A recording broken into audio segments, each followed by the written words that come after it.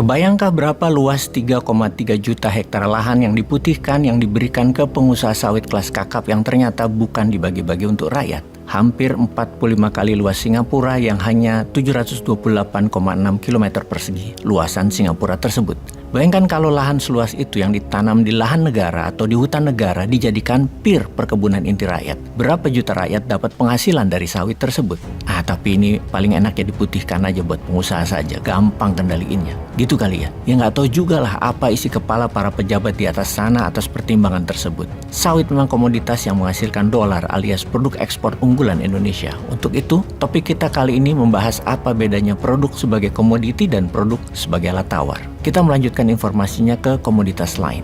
Sawit adalah soft commodity, kita ke nikel sekarang. Nikel adalah hard commodity. Berapa produk nikel Indonesia? Pada tahun 2021 tercatat bahwa Indonesia memproduksi hingga 1.040.000 ton nikel. Produksi nikel di Indonesia tahun 2002 meningkat 20,88% dibandingkan pada tahun 2021. Dengan laporan tersebut menyematkan Indonesia sebagai penghasil nikel nomor 1 di dunia, numero uno di dunia. Total produksinya diperkirakan mencapai 1,6 juta metrik ton atau menyumbang 48,48% dari total produksi nikel global sepanjang tahun 2022. Di posisi kedua ada Filipina dengan produksi nikel sebesar 330.000 metrik ton. Lalu total nikel Rusia tercatat 220.000 metrik ton. Lalu nikel di Kaledonia Baru dan Australia masing-masing sebesar 190.000 metrik ton dan 160.000 metrik ton. Kanada juga mencatat produksi nikel sebanyak 130.000 metrik ton. Brazil berada di urutan ke-8 dengan produksi komoditas tersebut sebesar 83.000 ton. Di mana finish produknya? Nah ini yang menarik, karena finish produknya yang di Indonesia semuanya dikirim ke Tiongkok. Kalau Kanada, Brazil, Australia, Rusia, semua finish produknya di negara masing-masing. Dan finish produk nikel bukan berhenti di smelter. Smelter itu hanya membuang impurities atau pengotor. Belum nikel murni atau nikelnya belum di refining. Masih dari smelter masih ada kandungan mineral lainnya seperti lithium, kobalt, fero, dan mineral tersebut tidak dibayar. Inilah yang sesungguhnya sebuah masalah negara karena nikel dihargai sebagai komoditas, dikirim keluar, yang dibayar hanya nikelnya saja. Di Tiongkok mineral itu semua diurai. Mereka akan mendapatkan banyak unsur-unsur mineral gratisan lainnya. Tapi ya sudah kadung ya. Kadung rakyat dinarasikan bahwa kita hebat pengekspor nikel nomor 1 di dunia. Walau yang mengeduk tambangnya asing, yang memproses nikelnya asing, dibayar mineral yang paling murah. Kita hanya dapat pajak saja. Capex, capital expenditure-nya, modal usaha, dan sales milik negara lain. Kita ke koper atau tembaga yang namanya Freeport yang sudah puluhan tahun diakui sebagai tambang tembaga padahal ada uranium, emas, dan platinumnya di sana. Kita nggak dapat apa-apa sampai sekarang. Tapi ada berita baik. Rencananya akan ada pabrik pemurnian emas di Gresik. Nah ini kemajuan namanya. Pabrik pemurnian koper untuk mengekstrak emas, platinum, dan lain sebagainya. Katanya akan memproduksi 52 ton emas setahunnya atau senilai 52 triliun rupiah. Kita harus mulai bangga atas hal ini walau nilai penjualannya nggak ada apa-apanya dibandingkan pabrik rokok penjualan komoditi emas tersebut. Lalu solusinya bagaimana yang terbaik untuk pemanfaatan emas tersebut? Untuk itu kita menyaksikan video berikut ini. They don't have borders in Europe. But when it comes to us, they say, no, you must have borders. Why? The division of Africa is what makes them thrive. They thrive on the division of the African continent. Can you imagine the minerals of DRC combined with the minerals of South Africa and with a new currency based on the minerals?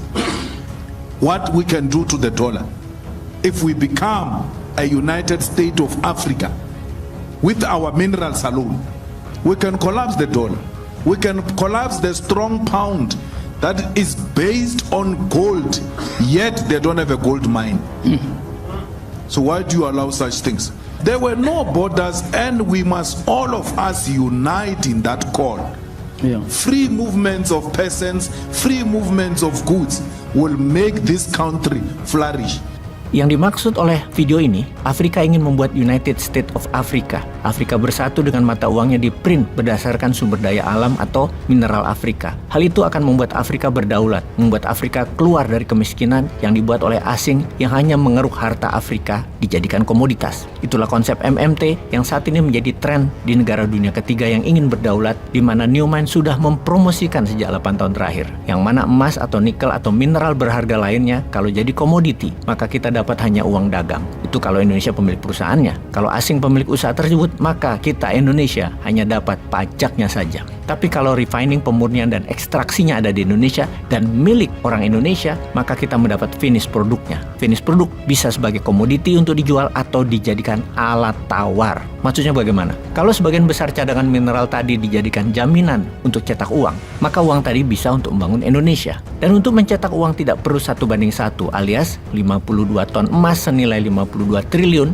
kalau 1 gramnya 1 juta rupiah tentunya, maka cetak uangnya tidak perlu hanya 52 triliun, bisa 4 atau 5 kali lipat jaminan tersebut karena dalam 10 tahun ke depan nilai emas tadi akan sama dengan uang yang dicetak. Jadi, kita bisa cetak 250 triliun rupiah dengan underlaying emas 52 ton dari pabrik pemurnian di Gresik tersebut. Jaminan printing money tadi diproduksi untuk printing money UKM memproduksi barang yang diutamakan adalah barang untuk ekspor, juga untuk nikel. Kalau masih dalam proses pemurnian, kita bisa jadikan jaminan cetak rupiah. Toh sebentar lagi ada wujud nikel murninya. Tentunya kita harus buat pabrik pemurnian yang tidak boleh dikirim ke Tiongkok lagi nikelnya. Finish produknya untuk Indonesia dan berada di Indonesia. Indonesia memiliki banyak mineral penting lainnya seperti bauksit untuk alumina atau aluminium, timah, perak, dan lain sebagainya yang sebagian besar untuk alat tawar dijadikan jaminan cetak rupiah untuk proyek produksi dalam negeri. Maka multiplikasi ekonomi jadi tumbuh. Itulah yang dimaksud bahwa komoditas Indonesia tidak jadi alat dagang semua, tapi sebagian besar jadi alat tawar. Jadi kapan kita bisa membangun tambah hutang? Ya jawabannya adalah kapan kita berani menggunakan mineral kita sebagai alat tawar. Wis ngimpi mana iki? Peace.